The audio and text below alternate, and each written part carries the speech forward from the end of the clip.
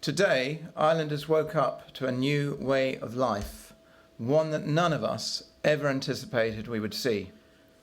From 8 o'clock this morning, everyone in Jersey, except those absolutely essential to keeping our island running, must stay at home, subject to the guidelines we put in place. These measures were already in place for certain members of the community, but now they are for everyone. So let me be clear. This isn't going to be easy, and this will not be over by tomorrow, but it is absolutely critical to protecting islanders. We all have the power to reduce the spread of COVID-19 in Jersey. We all have a responsibility to support and protect one another in this crisis, and everybody must play their part in limiting their exposure to other people. The Council Ministers did not take this decision lightly, and I do not underestimate the impact it will have on individuals and families. There will be anger, there will be frustration, and there will be further loss. But I hope that we can use this time not to focus in on ourselves, but to forge a stronger island community. In a year when we are celebrating Liberation 75 in a way far removed from the one we anticipated, we should draw on the strength of the islanders who endured and supported one another through a far longer period of isolation and fear, which ended 75 years ago. I firmly believe that the kindness, the responsibility and the community spirit we've already seen will grow over the coming weeks. It is in the face of endurance that a community shows its strength and spirit. And it is that strength I'm asking for from every single one of you from today. Show it by staying at home. Thank you. Thank you, Chief Minister. Good morning. This will not feel natural or normal for anyone, but our focus must be on protecting our most vulnerable and doing that by following the best medical advice. We have been clear from the outset of this crisis. Protecting lives includes protecting livelihoods, and protecting livelihoods means protecting jobs. I have been touched by the number of business owners who have contacted me not to protect themselves, but to ensure that their staff have food, shelter and the financial support they need to live. Our concern is for our community. We will all face some kind of hardship in the weeks ahead, but the burden will be eased if we share it and work together. Government is continuing to work as fast as we can to give our most vulnerable businesses and their employees the financial surety they need to keep operating during this crisis. Last week we announced an economic support package, and from today there is specific guidance for people doing essential work during the pandemic. They too must stick to the stay-at-home guidelines when not at work or carrying out their essential duties. These essential workers are key to keeping the island's critical infrastructure running, key to making sure we have food and provisions, and key to keeping us all safe. We are also ensuring that our most critical workers, those in the front line health roles, are supported through provision of childcare. We should all be enormously grateful for their skill and dedication to duty. I would like to finish by reassuring islanders that I, together with my assistant ministers, colleagues on the Council of Ministers, and other states members who have all been very supportive and working as a team, will be monitoring the situation very closely to ensure the very best arrangements are always in place to protect islanders, their businesses and their jobs. Over the course of the last 2 weeks, we have made extraordinary changes to the way that we live our lives. And the new restrictions which the Chief Minister announced yesterday, agreed by the Council of Ministers, are unprecedented and difficult to understand. We recognise that this is a concerning time for islanders, an uncertain time for islanders. And the stay-at-home instruction will cause emotional, mental, and of course practical difficulties and issues for islanders. A support programme drawing on government resources and community volunteers is mobilising right now to help you. And Deputy Labby will be saying more about that tomorrow. We in government have been overwhelmed by the generosity and the support offered from islanders to their fellow islanders in need. This new initiative is called Contact Me, and I would encourage any islander who wants to donate their time or their skill to visit the specific website set up for Contact Me. We all know that Jersey's greatest asset is and always has been its community and the way that it supports one another. And as the Chief Minister just said, we should draw on the experience that islanders showed 75 years ago as we face this new hardship. This is a time which is difficult for families who are having to homeschool their children, for parents who are having to either stay at home or do essential work. It's uncertain. We are unsure. Imagine then how it is for those whose families are in a different country, facing this uncertainty, and they are apart from them. Many who have been central to our community and to our success over the decades find themselves not only in shutdown at home, but many hundreds of miles from their nearest and dearest. And last night I wrote to the honorary consuls to reassure them of our support to their communities. And I say it again now. You have made a life in our island. You are an important part of our community. And we will continue to embrace you and to protect you during this crisis. We as a government are committed to ensuring that we come out on the other side stronger. And I reiterate to all islanders that government has made significant resources available to protect the vulnerable and those whose employment prospects are more temporary. I repeat the good advice that we have heard time and again. It remains as simple and as true now as when you first heard it. Try to stay calm. Ask for the advice you need. Maintain good hygiene, not only washing our hands, but also in our home. If anyone in your household develops flu-like symptoms, you should follow the published household isolation advice, which is based on the Medical Officer for Health's advice. The Council of Ministers, as the Chief Minister has said, following the advice of our medical experts, will keep these restrictions under review. We have heard many times the political phrase, "We are all in this together." But that is what we are today. And we must act together for our island's health and future well-being. I am in no doubt, and the government is in no doubt, that the next weeks and months will be hard. Some of the most difficult that we have ever faced in our lives. None of us can know precisely what lies ahead. but I firmly believe in the strength of our island community.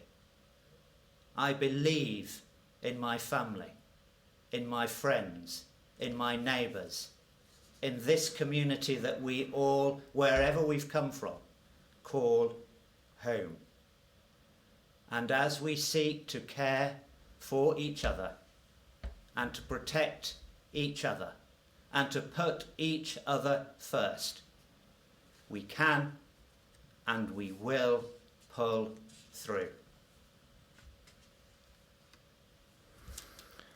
Okay, thank you everyone for listening. We are now running with some live questions with the relevant representatives of the media. The order I was going to try and do is I think it's 2 questions per journalist, and we'll start off with Harry from 103. Thank you very much. First question to the Chief Minister, please. Obviously, a lot of islanders want as much information as possible regarding those that have been diagnosed or in hospital at the moment. Can you say how many cases of the 63 are in hospital, how many have recovered, and a bit more on information for testing on frontline workers, please? And for the Deputy Chief Minister, Senator Farnham, of the information you released late last week regarding the £100 million package, there was a list of those that have been exempt, and obviously a lot of people are upset that they aren't receiving the same support as those who are. What would you say to those people? Thank you. Right, Harry, in terms of the update on the numbers, we have had some more information back today, which is the total negative results to date are 748. The total number of positive results is now at 81, which obviously indicates one of the reasons we've taken the decision we took last night. In relation to the testing, as you may have heard on the radio this morning, I was delighted to announce that we have very high expectations that we are about to receive 5,000 testing kits. We are expecting that within the next 48 hours. I do emphasise the usual caveats, but we've got very high expectations of that actually happening in that timescale. And when that does happen, that will be particularly aimed at frontline workers in terms of healthcare workers, etc. And that's about identifying whether someone does have coronavirus or whether they don't. And obviously if they don't, subject to their conditions, they can obviously carry on working. Lyndon? Thank you, Chief Minister. When we're preparing the package of support for businesses last week, working very closely with Senator Gorst and the Treasury team, we studied the rationale behind the decision we had made last week around increased social distancing. The support, the financial support, is aimed specifically at the most vulnerable businesses and jobs, those jobs that initially had been hit hardest, those businesses that were bearing the brunt of the coronavirus outbreak.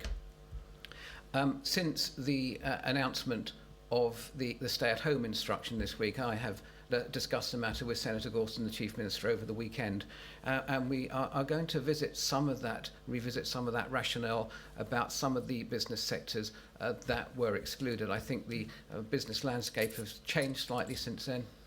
So we're going to be taking another look at that. And I have asked officers to review the situation and report back to us as soon as possible. Okay, Julie from BBC. Good morning, Senator. When you've said that we should have online testing in the next 48 hours, can you tell me how long will it take to turn test results around? We believe we have 27 ventilators here. Can you tell me how many are on order and any indication of when you might get them? Okay, in relation to the ventilators, I can't give you an exact number because I know it's changed at various times. I believe it's a minimum of 10, and I believe we're expecting the extra ones to come in under the normal procurement lines sometime in the next couple of weeks. Obviously, at the moment, there is certainly the updated information I had yesterday was that no one was using the ventilators at this stage. In relation to the, sorry, what was the other part around the testing? How long will it take for test results to be turned around? So at the moment, obviously at the very beginning of this period, we were in the 24 hours, 48 hours with things coming back from the UK. Now it's extended to 4 to 5 days. That was happening in the course of last week, and that's again one of the reasons we took the decision which we announced last night. My understanding from when the kits are on island, we should be able to reduce that to a couple of hours. So whatever it will be in precise terms, it'll be a lot quicker than the service we've been getting from the UK.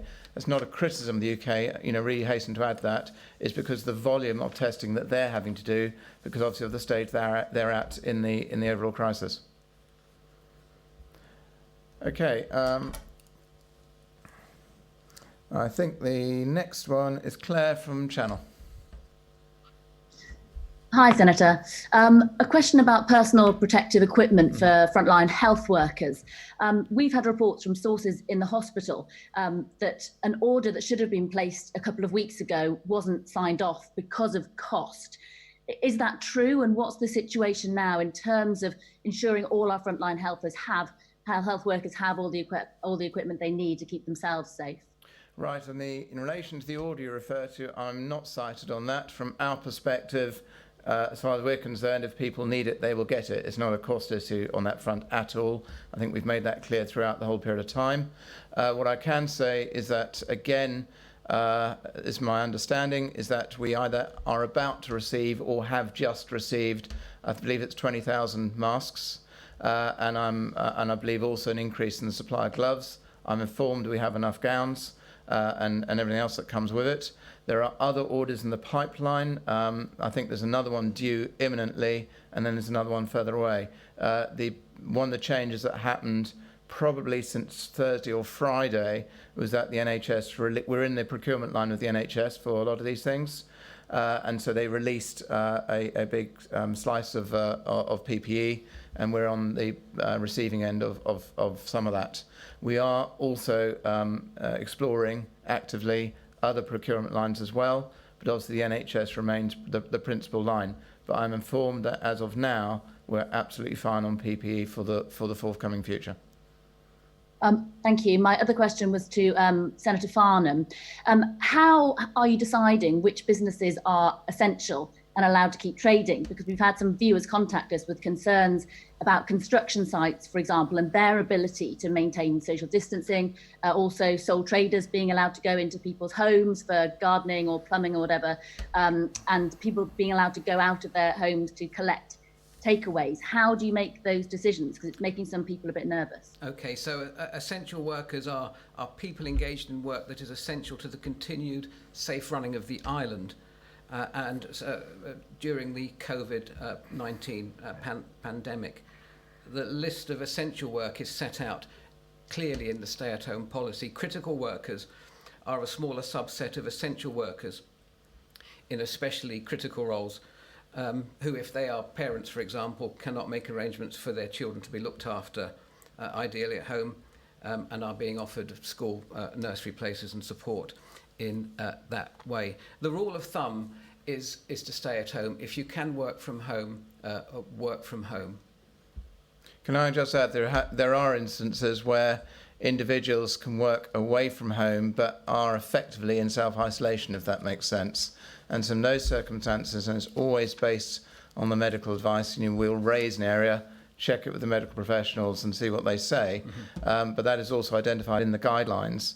So where it's possible for someone who can work by themselves, that's presently allowed to carry on under the strict self-isolation or distancing, if you like, conditions that we've put in place.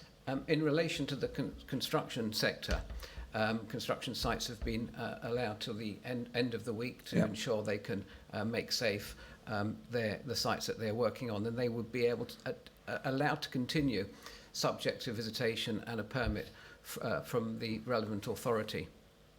For the sole traders and the very, very small businesses working in the sector, the rule is that they can deal with essential repairs and maintenance. Okay. Next one up, Martha, Bailiwick Express. Good morning, Chief Minister, Senators. Lots of people are still concerned that the testing data release doesn't give a clear picture of how severely the patients with a positive diagnosis are suffering with the virus. You've helpfully confirmed this morning that we now have 81 positive cases. Please, can you confirm how many of these patients have recovered and how many of these patients are receiving treatment in a healthcare setting? Can I come back to you on the last question, because I have seen the number this morning, but and it's a low number. I'll give you the precise figure shortly. In terms of the recovery side, it's a question we're wanting to build into the modelling as well. Part of the issue is, as I said, if you've got 81 cases who have tested positive, that pretty obviously doesn't mean that there are 81 people in the hospital. So, and because it's not that long since this all started, you've got to wait for the 14-day period, I believe, until we know they're clear. So it's so those people who were roughly 2 weeks ago are only just starting to come out of it. And as I understand it, the contact people retain contact with them on a daily basis. But the exact details of that process, if you want to know about it, I can get someone to drop you the details to explain how it all works. But there is a monitoring process in place. At the moment, we haven't been given the data as to number of people recovered, but it is something we want. Okay, in terms of those numbers of those patients suffering severely who are being treated in hospital or in another healthcare setting, please can you commit to us having clarification on that this week, because lots of islanders are concerned about the picture there. I know. I think I can give you the numbers hopefully later on this morning, as it's low numbers, but I don't want to tell you it's 10 when it's 9, if that makes sense. I appreciate that. Okay. And my second question, you've confirmed that 5,000 testing kits are coming to Jersey in terms of the COVID testing. But what is the progress on ordering any antibody kits so that we can determine who has already had the virus and who can now go back out into the community and start contributing to the economy again? That is, as we've been saying for the last probably 2 weeks, we've been actively pursuing both types of testing kit. So the fact that we've got the ones that detect the coronavirus we're really, really pleased with them. That's a major positive. We've been known it's been coming, but until we actually, it was in our grasp, we didn't really want to announce it because we didn't want to put out sort of false hope, if you see what I mean. On the other side, all I'll say at this stage is we are actively pursuing the antibody tests, okay? I can't tell you today when they are coming, and I can't even tell you if it's in 3 weeks' time or in 6 weeks' time, but I hope that I'll get a further update in the near future, and as soon as we know it's a certainty rather than a possibility, we'll be delighted to tell people. It's really, really clear that it's very, very important to get them, because for exactly the reason you're saying, is that we can firstly determine if somebody who's had it, because the argument is that there's around 30% of people will never know if they've had it or not. And then as soon as you know people have had it precisely, you can put people back into the economy, make sure people can carry on caring within our community, all that sort of stuff. And it'll be the start of the road to recovery. May I add, Chief Minister, I think it's worth making the point that when a patient is found positive currently, the contact tracing is taking place by public health. So whilst we're waiting to expedite the tests and waiting for on island tests, that is happening, which should give islanders some reassurance. Okay, I think it's Johnny from the JP. Yeah, morning, Ministers. Thanks Morning. for your time. First question is to you, Chief Minister. The lockdown was obviously announced yesterday evening. How do you envisage that lockdown lasting longer than the 30 days? And when a decision is made on that, what will be used to sort of make that decision? What, in terms of sort of indicators or data, how will that decision be made? In terms of the assessment of when to release the lockdown, that's very much in the hands of the medical professionals. That will be based on the statistical model that islanders have seen reference to and you were all briefed on last week. So that will be the decision as to where we are on the curve and what the impact is looking like. Don't forget, we tend to take the view that any measures take at least 2 weeks to fully implement in terms of the impact, seeing the impact on the spread. I'm sorry, what was the other part of your question? And sort of when do you envisage a decision being made on that to extend that lockdown? It'll essentially, it'll be towards the end of the month once we've got the data and we can see what the impact of what we've done, what's actually happening on that curve. So I can't tell you at this stage. I mean, we've all made references, and you'll see it in the media, that this is a long-haul position. So we're doing it for April. If we get the impact we want and we need, that may lead to one decision. If it still needs to go on longer, then we'll have to do it for longer. But at the moment, it's for April. And as we've said, I think I've been pretty clear for quite a number of days, you know, this is the long haul. It's not a week, it's not 2 weeks.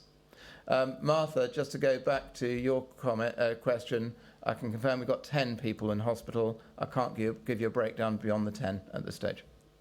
Thank you, sir. That's very helpful. Right. My second question, Chief Minister. Obviously, the regulations are in place now for if people flout rules on this lockdown or social distancing. If someone is found to break the rules, will they be sort of reprimanded straight away? Will they be moved on? Will they be given a warning? Or is this sort of a no tolerance thing and people will be reprimanded? Okay, so what we've said on every time we've brought a measure in, or what we've known, is it always is going to take a couple of days for people to adjust to what the new regime is. And actually, can I just say to Islanders, we've been really pleased with the response we've had from most Islanders. Everybody has been pretty responsible on this, and it is all for all of us, and it's all about working together. Now, if in the same way as in the even last weekend, where we did have blips, if you like, in behaviour, essentially what happens is that people were given a phone call or a visit was paid by the police, depending on the nature of the behaviour and what was happening. I would envisage the same sort of approach being taken. In other words, it's a gentle start. It's just giving people a reminder, gently, a slight prod to say, actually, you need to be thinking about what you're doing. Obviously, if we get what I call blatant blatant breaches of behaviour, then there are enforcement measures in play, which can include fines and can go all the way up the scale. But the first point is, you know, we're working together. The police are in the same position and the other enforcement people, that it's a conversation just to remind people that now we are under a different regime and people need to modify the behaviour, and that is for the good of the community. Ian, I think you want to say something. If the questions are finished, I just wanted to correct something that I think I said. Islanders that want to donate their time or skills should, it's connect me. So it's gov.je/connect me. Okay. Have we got time to do one more question each? I'm just looking at the time. Okay, should we do one more question each? So we'll go back to Harry first. Yes, just one more question from me. How many people have contacted the coronavirus hotline so far? In total, I can't tell you. What I can say is that 2 Tuesdays ago, I think it was, there were 2,000. When I visited, I think it was last Monday, there were 600 odds, and that was at 4 o'clock in the afternoon. So it does vary each day. I don't know what the impact has been this morning. The last weekend was about 300 each day. So it varies each day according to when announcements come out. And can I just again say they are doing a fantastic job in there, bearing in mind the speed at which it was put together. We know there will always be mistakes and it will never be perfect. But you look at where we were 2 weeks, 3 weeks ago to where we are now in terms of how everybody is pulled together and how all the things are being put out. We know there's room for improvement, but overall a big thank you to the teams that have done that. Okay, Julie. BBC. Chief Minister, why under these circumstances are the Channel Islands not operating as one? I think most people would be surprised that Jersey and Guernsey are operating as two separate entities. Now, I'm sure you are talking to each other, but are joint decisions being made? How often are you talking to each other? So in terms of at the political level, when I say periodically, I texted the Chief Minister of Guernsey this morning, so I'm hoping to try and speak to him later today. I spoke to him roughly this time last week. At the operational level, I'm sorry, I think Ian's had a number of conversations as well. At the operational level, my understanding it's daily, if not every 2 days, to coordinate and just see where everybody is. But in terms of, we're not, I think as I've said it previously, broadly speaking, we are following the same strategy. Okay, it's all about flattening the curve. It's all about delaying the spread through the community. But each island does have a slightly different profile. I mean, we've got more people than Guernsey, for example, and therefore we have to just tailor the strategy to each island. That's the only reason for any slight difference. But broadly speaking, we are ending up in the same place at this stage. All right, thank you. Okay, Claire, I think, was next from Channel. Yes, hi.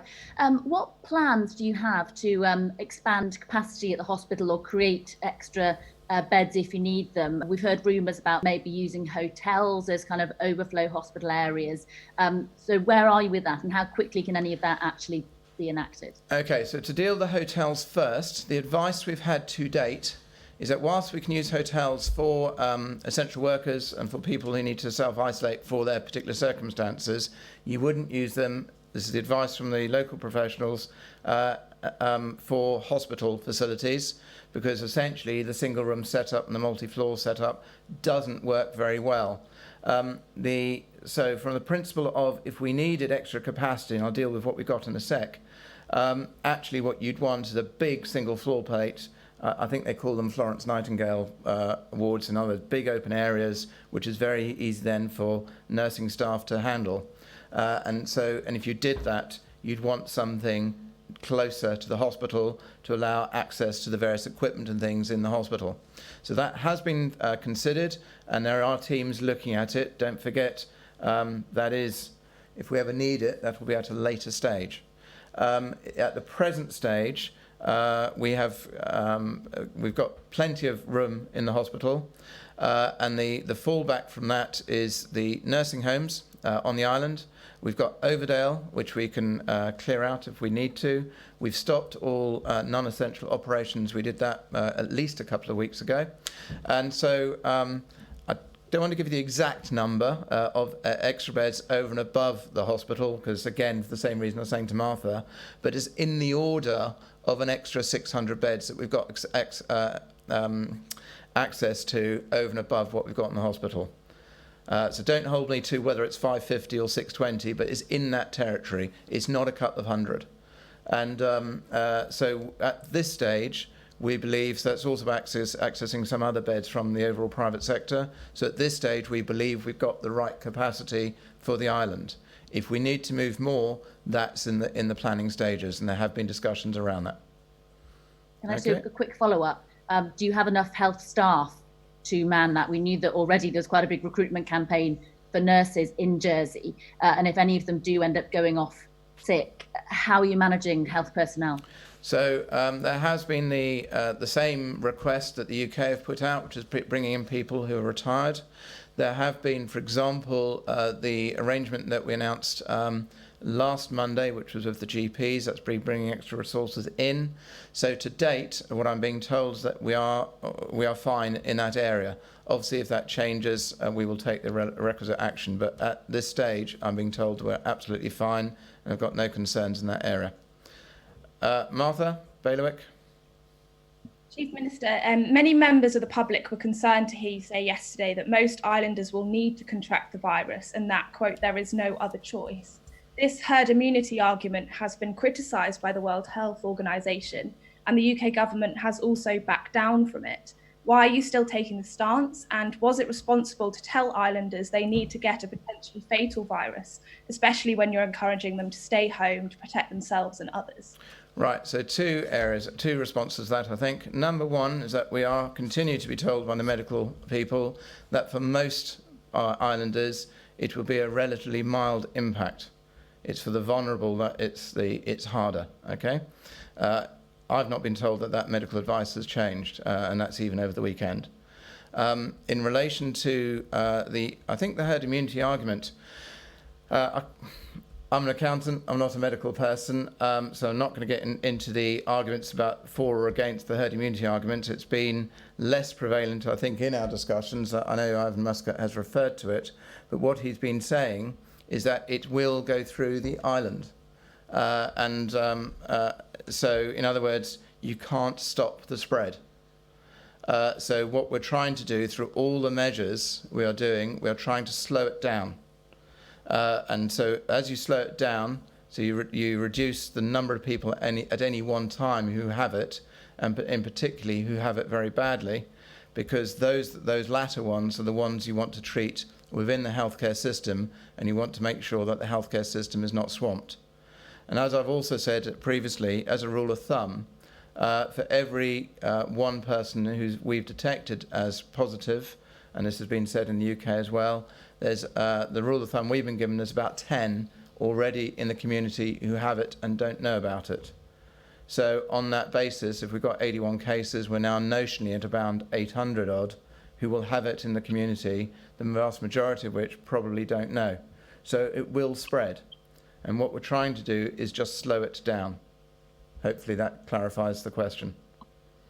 Right, Johnny, JP. Yeah, this one's for you, Chief Minister. It's been mentioned. The other by ministers the are UK feeling very left out, by the way. Come on, John. Sorry, it's been mentioned by the UK government, I think last week, that home testing kits will soon be available in the UK for people to buy. Has that been explored by your government? Is that something you're looking into, so people can test from home and see if they've got the virus? I think the short answer is that we're exploring every avenue we possibly can, and so if and when they become available, and we can get hold of some, we will do. But as I said, we are exploring every avenue we can get. I can't tell you if one of the avenues is particularly the one that you're referring to. There have been different things we've looked at that ministers have been asked to consider. We've just want to make sure that obviously they work, and that's why if I refer you back to my earlier answer, we are actively exploring, but we don't want to give false hope at this stage. Fantastic. Thank you very much. Okay. Unless there's any other remarks that ministers make, I think we draw that to a close. Thank you all very much. Thank you to the Islanders for watching and listening. And that was our first virtual press conference, I think. So I think that went very well. But thank you.